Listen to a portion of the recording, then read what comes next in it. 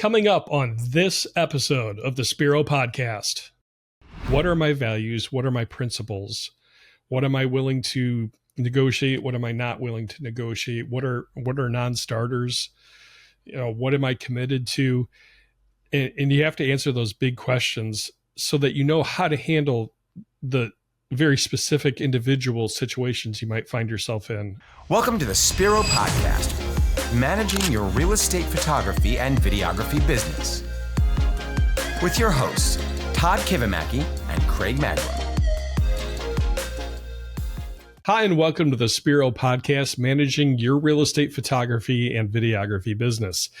Spiro it's a software platform. It's designed to help you manage your day-to-day business, but ultimately really to help you grow and scale as well. Lots of amazing features in the software, and we're going to talk a little bit about those updates in just a minute. But before we do that, let me introduce our Spiro owner and founder and co-host of the podcast, Todd Kivimaki. Welcome back another week, Todd. Another week, Craig. It's a fast year. It's past the end of May, y'all. So just putting it on your radar because I looked at the calendar. I'm like, holy cow, we're done with May. Right. Yeah. And the older you get, the faster it goes. For those of you that are a little bit younger, and it doesn't take much to be younger than me, it goes fast. I looked at a picture of my goatee only like 4 years ago. It was a whole lot darker. All right, let's dive into this. We got a great topic this week. Something we've kind of danced around in past episodes, but we're going to dive into. Well, I'll save it.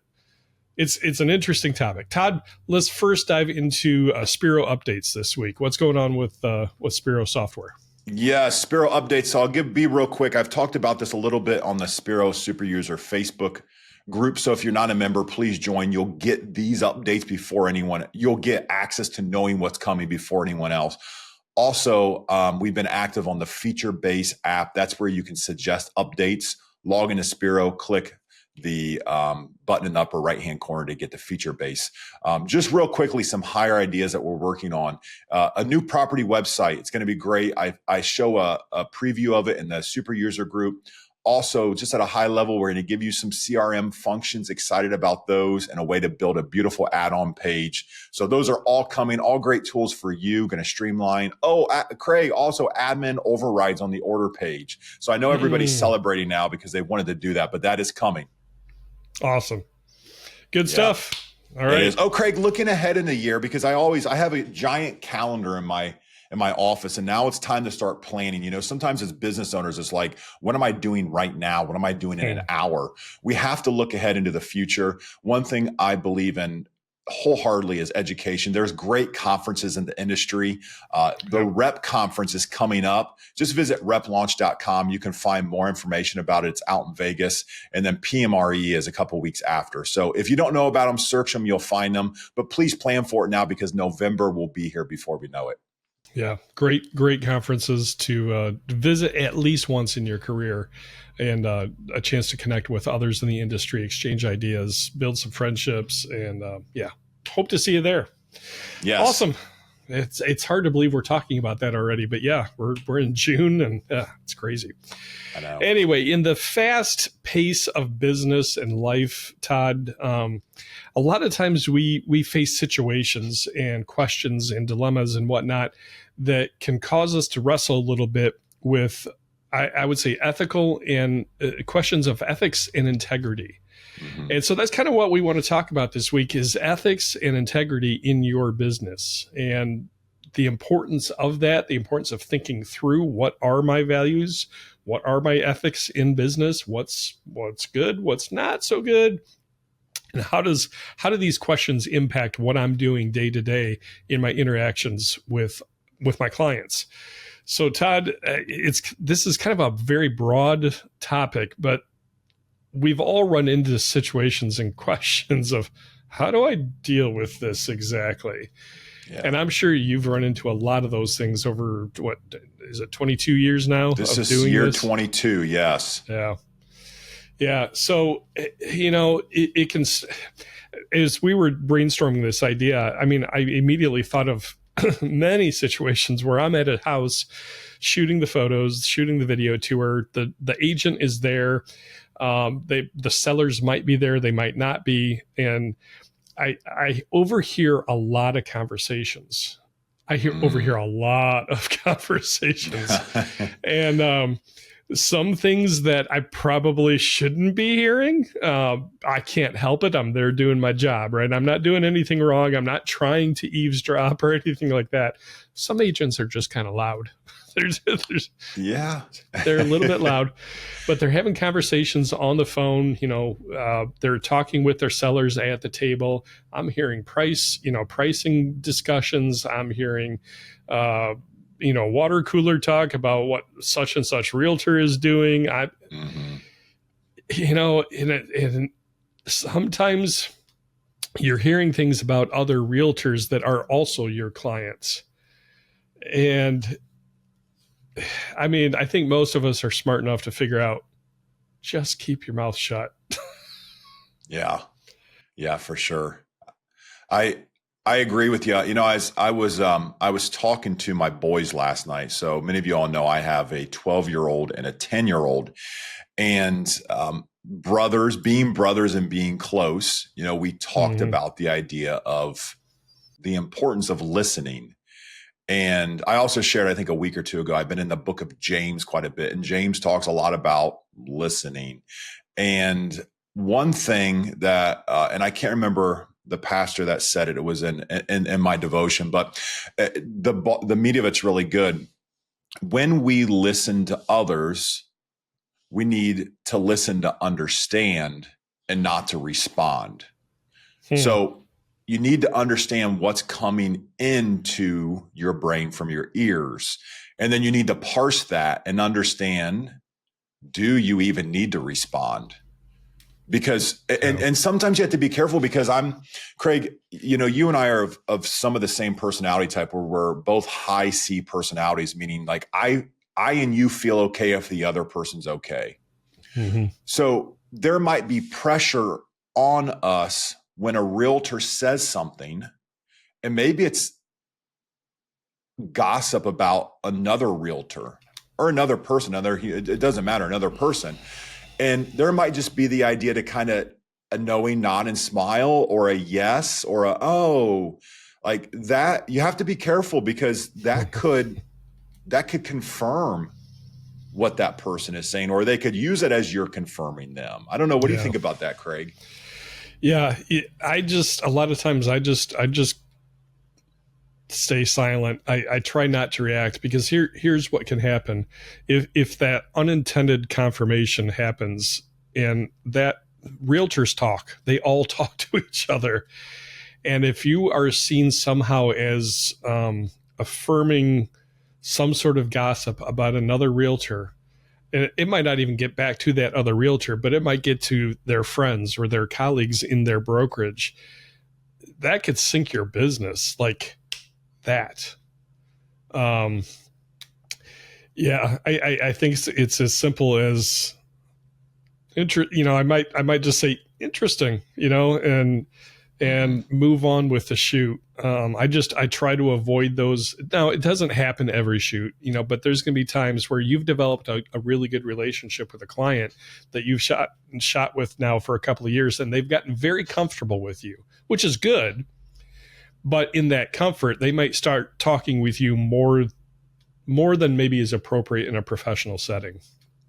Yeah. So at that point, you got to flip your switch from, client/friend that you've built that relationship with, to this is a professional business transaction, and I'm not touching that with a 20-foot pole. Mm-hmm. Is just the right thing to do for multiple reasons. Yeah. And you can be kind about saying it, the idea of like interesting, or, if you're shooting and they address you with something, it's like, oh, I'm sorry, I was focused on what's in the camera. You can do, even if you heard it, that's true. You were focused on that. The more that you can just deflect it and move on with it, the easier it is to be done with it. The other person, they might push once or twice pending their personality. But if you deflect it once or twice, they're going to understand real quick that you're not feeding into it. and you're going to be kind of out of the water, if you will, as to where like they'll understand they're not getting what they want from you, so they're not going to continue to try. Yeah. Yeah. I mean, that specific situations, it's pretty much a no-brainer. I think most of us would know just to keep our mouths shut. But, sometimes you get caught up in the moment and you're like, wait, what? And it's easy to get caught up and do. So just really guard against that, overhearing conversations and gossip and whatnot. Yeah. Craig, let me ask you a question about this. We'll pivot on this topic, the person in the topic a little bit. And I think most of us out there, most of our listeners go, yeah, I'm not really going to feed into it. Maybe just it's a good to analyze it one more time. Like, am I feeding into it? I think it's always good to ask that question. But let's go one more step that is going to be more on the home front of all of you out there. Let's bring this inside your business. So not your clients, but let's bring this inside your business and your employees, your contractors, vendors, people that are close to you and that you work with every day. How does this change when you take it into that environment, Craig? Well, I think from a leadership perspective, speaking to other owners, you're going to hear a lot of things from employees or through the grapevine of your staff. There's a lot of trust that is built if an employee confides something in you. Todd, I think you're probably better suited to kind of address this and situations you've dealt with employees and things that you hear around the office and how you guard that information, with your leadership team or just keeping it to yourself. I'm going to flip it back to you. I mean, what are your thoughts on that? Yeah, along the same lines, Craig. So I always have to remind myself and remind, you would need to remind yourself as the owner that everything about your business. And don't put that responsibility on everyone. You should be very careful with information that you have in your head. You should respect that. Sometimes as owners, we want to feel, I'm trying to think of how to phrase this, Craig. We feel a bit left out on an island. It's lonely. It's lonely as the owner. Yeah. Because there's some things that you have to deal with and some things that that maybe nobody in your company knows. And that can be heavy. That can be difficult. I can think of quite a few situations where that was the case. Now, also, I can think of situations as we grew over the years and as I empowered more people at my company that I was able to give that information to them because they were set up to be able to do something with that information. So just a couple of examples that, off the top of my head that I can think about over the years. As you hire employees, and especially if you're all in the same building, which I know isn't as common nowadays, Craig, but That's for us at WOW, we sometimes here in the building, we had 15 people that showed up every day. This is years ago, but people talk, whether it's an email or Slack conversations, private emails, their own cell phone. Don't be naive to think that your staff's not talking, that there's not chatter outside of company communication. I think I made that mistake a couple times in my life. And I assume the good because I think it's a admirable thing to assume good in people. But I was kind of blind to some chatter that was happening. So some things I've learned over the years about that is, one, don't assume it. Two, you need to really hit it head on if it gets back to you. This goes back to a podcast we did. It was maybe a year ago, Craig, but I really love the series. It talked about critical communication and confrontational communication. Yep. And how we deal with it. So if you're in a meeting and something gets back to you from an employee, one, everybody probably knows about it. I've learned that as I get chatter back to me, I'm the last one to know about it. just because naturally the chatter, it's like, let's not go tell the boss the chatter about what's going on. So one, probably everybody knows about it. So that's why it's more important to be proactive with what you do about it. Now, just going back to that podcast, and if you want to search it, I think it was called Critical Communication. I think we actually did 2 parts on that, Craig. Yeah. The first thing is I never like to hold those conversations separately. If there is hearsay, if there is gossip, I like to put 2 adults in the same room and I like to talk through it. And you'll need to be the mediator. And that's something that you get better at doing, but you just ask questions, don't take sides, bring up points, and try to get everybody to open up their thinking and actually understand the other party. So that is the first thing that I would do. And I'm telling you what, the first time I did it, I had a coach recommend it to me. I was like, this is what I heard. I was like, okay, this is what you need to do. And I'm like, I got to put both of these people in the same room and I have to be in there with them. Like, that is not high on my list of like desires to do on a Tuesday. Right? Or a Wednesday. Or yeah. Or any day of the week. Agreed. But I did it and it was awkward at some points, but I got resolve. And it wasn't perfect. You're never going to walk out there perfect, but we got somewhere with it. And don't be the messenger at your company. Please don't. What do they say about shooting the messenger? Like, you don't want to be the in-between. You don't want to sit with employee A and hear gossip about employee B and then go sit with employee B because they're going to have their side. And then you don't know how to respond because you weren't there. So just put both employees into the same room and ask questions and ask what did you think about that? Okay. Is this the feelings that you had? Is that what you said? Could that be have taken a little bit differently? Could you see how this person could assume that that's what you meant? Yeah. Ask some of those questions and get to the bottom of it. So that's what I've learned to do when I hear chatter. And then when you hit it head on, you are really at stopping that chatter. And in those mediator conversations, you can set those expectations. Hey, thank you so much, both of you, for having this open conversation. I know it's not easy. I really appreciate what you shared today, the feelings and the thoughts that you shared.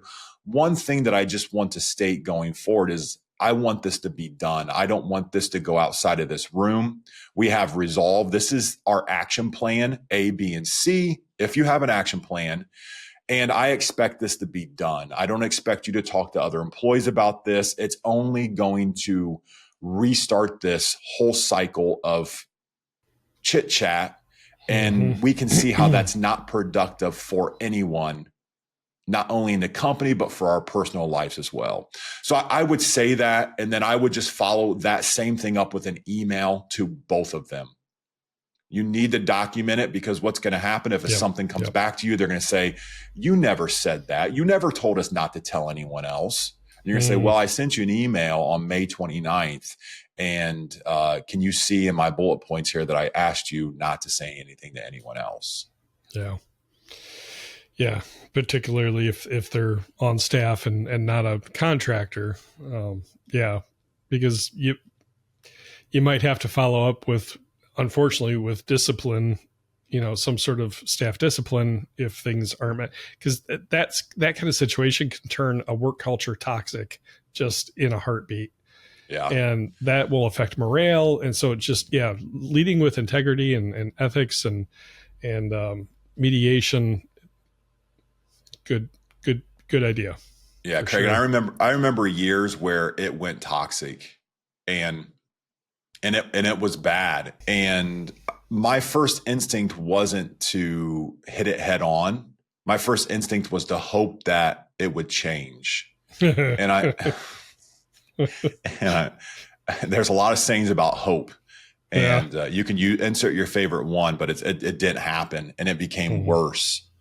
And like just crazy things. And like we had one of our past billing people positions, like share what everyone made. like just crazy things, like sharing salaries of everyone. And Wow. and I actually, Craig, I didn't get that information. It was like 4 years later. This person had transitioned. Everybody in the company knew that this had happened. And the crazy thing was, it actually took place at a company sponsored event. We paid for bowling one night. I couldn't make it. And some of the team went bowling, showed up. This individual was there and was like, oh, this person makes this person makes this. It's like had what everybody made. For those of you listening, like my face is just like, what? Yeah. Wow. And I didn't find, I was told by one of my leaders 4 or 5 years later, I was like, wait a minute. What happened? And my immediate response is, why are you telling me this now? Now. Yeah. Why did you not tell this to me right after it happened? And so I made adjustments with that. And, you know, we use a phrase around here that you need to be generous with your information. It's okay to be a little bit upset that an employee isn't generous with your information, especially a leader of your company. This is someone that I leaned on. So don't hope that you can't hope that your culture is going to be good. It's very intentional. So, you know, maybe this is for another podcast to talk about how you build culture, things of how you crumble culture, but you have to be intentional to build it. And that really starts with the idea of you need to hold people to be ethical in your company, and you need to state those things. Right. Okay. Can I shift gears? Cause Craig, I think that's good for, I have another just very practical thing out in the field that I've seen discussed in the various like Facebook groups and things like that. And that's the question of when a realtor asks you to edit something out or things that your local MLS doesn't allow. Now, Todd, I've seen 2 different responses to this, and I very strongly lean, and I'm not going to apologize for it, I very strongly lean to one of these 2 positions. But the first position, and you're going to guess which one I lean towards, is it's not my problem that, you know, if the client says to do it, that's what I need to do. That's the client's responsibility to know the rules. That's their problem. I'm going to do what they ask me to do. And I'm going to ask your thoughts on this. The other position is, you know the rules, you know what's allowed in the editing for your local MLS or board, and what is allowed and what isn't allowed. So how do you respond to that realtor that asks you to do some sort of editing that you know breaks the rules of your local MLS? Yeah, we've had this plenty of times over the years at WOW. And what we do, Craig, is we respond to that client and we let them know that this is in violation, that we don't take things out of photos, that we don't add things that aren't there. This is the reason why, you know, we don't want to misrepresent the property. We just want to protect you and bringing this to your attention that potentially this could lead to a fine or a law. You know, this could lead to problems, basically. We don't get too in the weeds there. You always want to spin it that you're protecting the clients because that's really what you're doing. You know, actually in this situation, like you're saying no to potential income because they might pay you for that change. Oh yeah. You're saying no to that to help them. So just make sure that they understand that. I will tell you though, Craig, is we do have times where an agent insists on it, and an agent might say, hey, this is the way I'm going to use the photo. I understand about misrepresenting a property. You know, I take responsibility for it. And at the end of the day, another saying we use around WOW is we give the people what they want. We've said that for many years. And I'd love to get your opinion on this, Craig, because we actually didn't discuss this offline, but yeah, no, we haven't. Yeah. What we're doing is if the agent says, hey, just give me that thing, I understand, I'm cool with whatever's going to happen, then we do it for them. Mm-hmm. Let me add a qualifier to this. Does your answer change if your company is an affiliate member of that board? Because let me give you my answer. and I'll tell you, folks, this Todd and I have actually never discussed this, so this should play out interesting. I might get corrected for this. I don't know. I'm okay with that. But as an affiliate member of the board in the market that we have, that I take care of, my response is, hey, this is the rule. Yes, you're the client. However, we are a paying affiliate member of the board, and the board knows that I know the rules. So I can't put our company at risk of violating those rules when we're actually a member of that local realtor board as well. I don't want to put our business at risk. So it's not only wanting to protect the realtor, but I have my responsibility, at least in my mind, as a member of the board that that we have.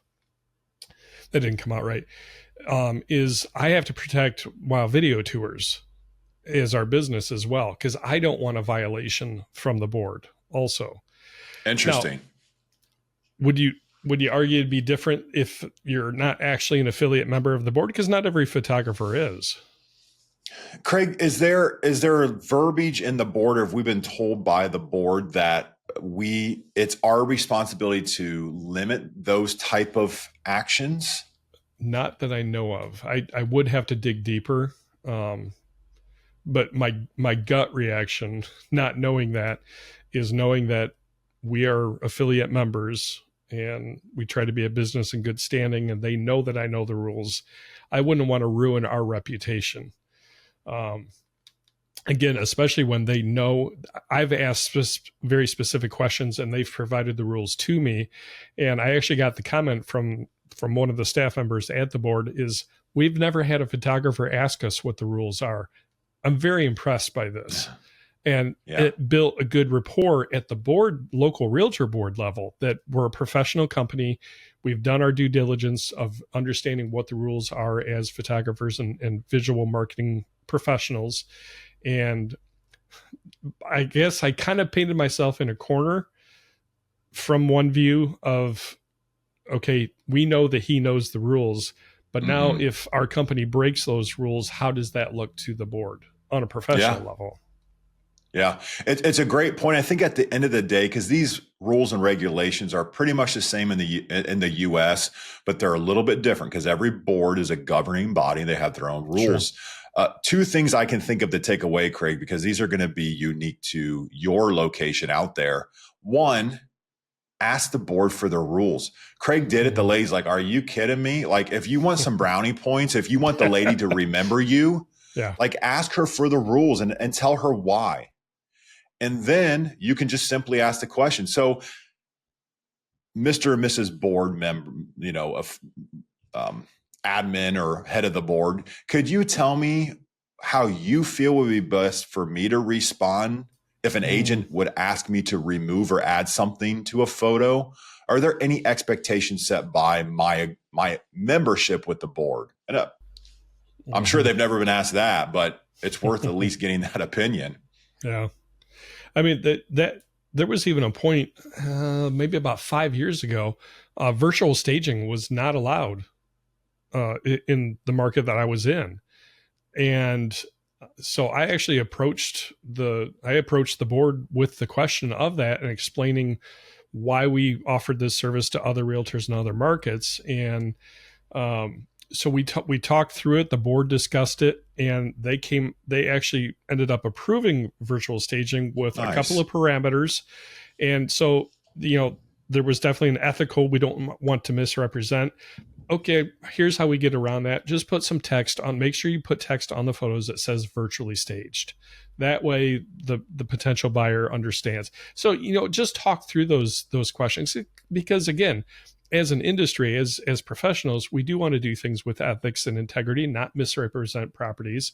But there's ways to work around that and work through that in a very, just in a very honest way. For sure. Yeah. Craig, in saying that, let's look at the idea, just pivoting a little bit here. Let's talk about doing the right thing. And doing the right thing, like, is a little white lie okay? No one's going to notice it. I don't know that it would benefit me. It'd benefit the company. It'd benefit the agent. Mm-hmm. Is it a little white lie okay? I'm pretty black and white on it, Todd. I just you can't, once you start compromising, where does it end? And the damage it can do to my personal reputation, my business reputation, my reputation as a man, being a man of my word. It might cost me in the short run of saying, no, I'm not going to do that. I'm not going to misrepresent this, even in a small way. To me, it's black and white. No, don't even go there. But there's all sorts of justifications that people can come up with on why it's okay.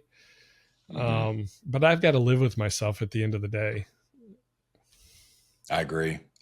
Craig, I think there a couple things come to my brain immediately. I think the world will tell you that it's okay to bend the rules a little bit.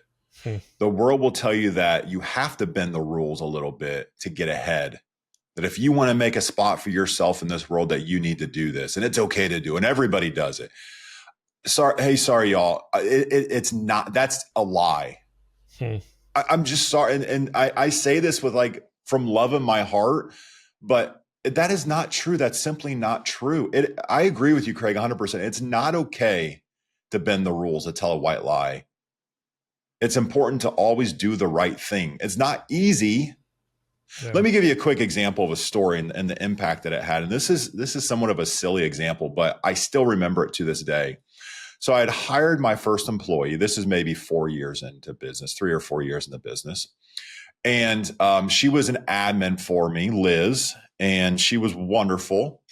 And she really helped me free up my time. We talk about admin, nurse, and doctor levels of activities, and it allowed me to get rid of the low-level activities, focus on the bigger things to grow. She did that. She took ownership in the business, pride in it, and she was fabulous, a hard worker. And we were still working out of my house at this time. I had an office out, just on the side behind the garage area. I had a room, and we worked out of there. And so the bathrooms were both inside the house, everything inside the house. So she'd have to walk in and use the bathroom. And she came out I got back from a shoot one day from shooting. And she's like, oh, I have something to tell you. Like, we went over the bullet points of this agent did this is that, this is what shoots look like for tomorrow. She's like, oh, I need to tell you. I used the bathroom, and after I washed my hands, I was drying my hands on your hand towel, and I snagged the towel, and it has this snag, and it's a bit not perfect anymore. And she used different terms. She's like, I'm really sorry. I'll be happy to buy you a new one. And I was like, okay, a hand towel. Like, it wasn't some fine Egyptian fabric. This was like a $3.99 Kohl's hand towel. And it was a small little snag. I think we probably just left it alone, or I clipped it. I went in, this impacted me at such a high level to go, all right, you are that honest. Nobody would have ever noticed it. Your respect for her just skyrocketed, didn't it? Yes. It made such an impact. I mean, that was 20 years ago, Craig. And 18, 19 years ago. It was a long time ago. I don't remember what I ate for breakfast yesterday, but I remember that Liz told me that she snagged the hand towel. Yeah. And I'm telling you that if you begin doing that, it will be awkward at first.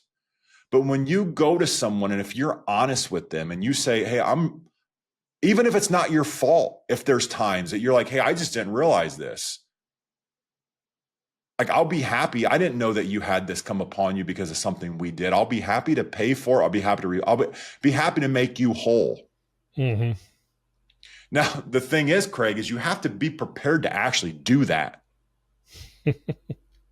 There's a difference here between saying it and hoping the person's like, no, it's okay.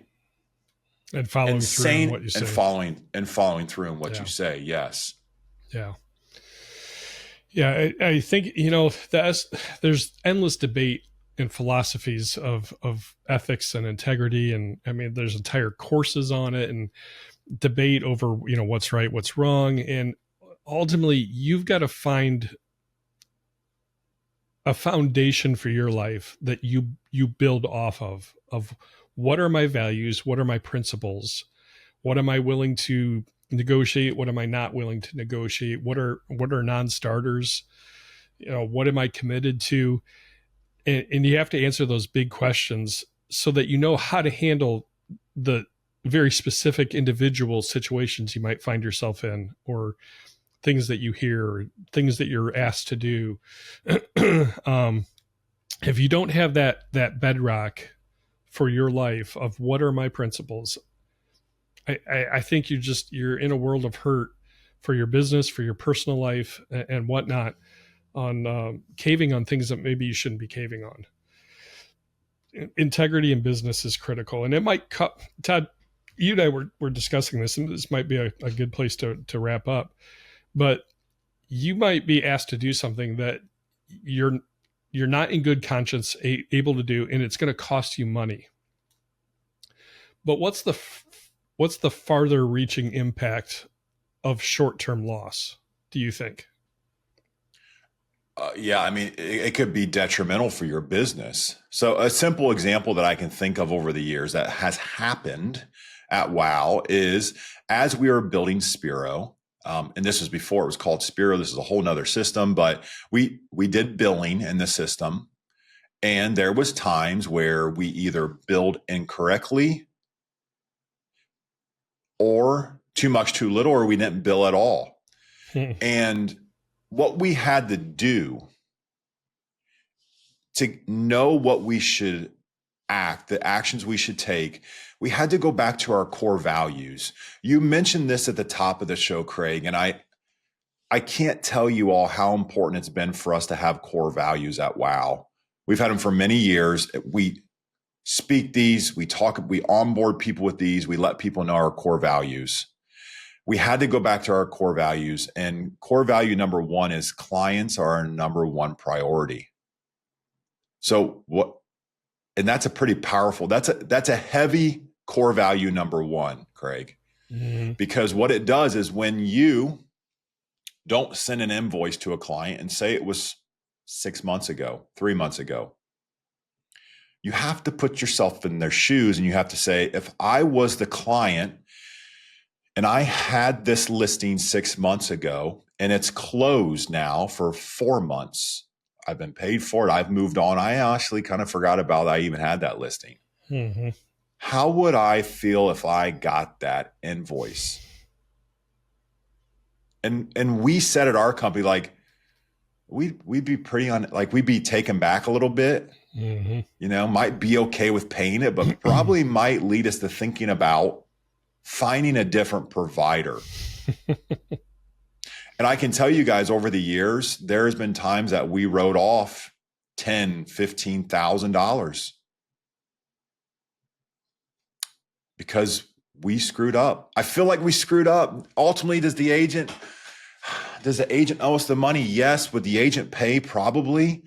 But clients are number one priority. That's a pretty heavy core value number one, and we took care of them.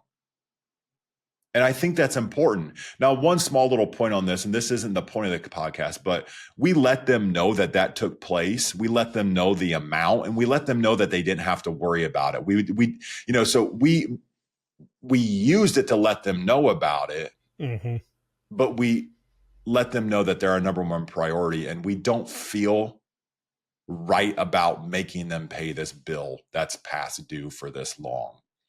So those are all things that you could decide a different answer, but it all has to tie back to what you believe in, your core values, your foundation, your beliefs, whatever you want to insert there. And you have to let people in your company know those as well. So we have them posted on the wall back here. They're on our brochures. They're on our onboarding guides. Like, I feel like most of our employees at WOW would know at least would know 2, 3, 4, maybe all 5 of the core values. They definitely know core value number 1. And what we tell them is we're going to train you to a lot of situations, but when you get in a situation that you might have not been trained in, or maybe we've encountered for the first time, we trust you to make a decision. Go back to your core values. Go back to our core values, excuse me. And if they align with those core values, we want to empower you to make that decision. And then let's talk about it afterwards if you feel like there's feedback or something of the sort. So that's the way we've handled it, Craig. And they're not easy. I can tell you, like I was crying over when we wrote off $14,000 and I knew we did 10,000 a couple of years previous.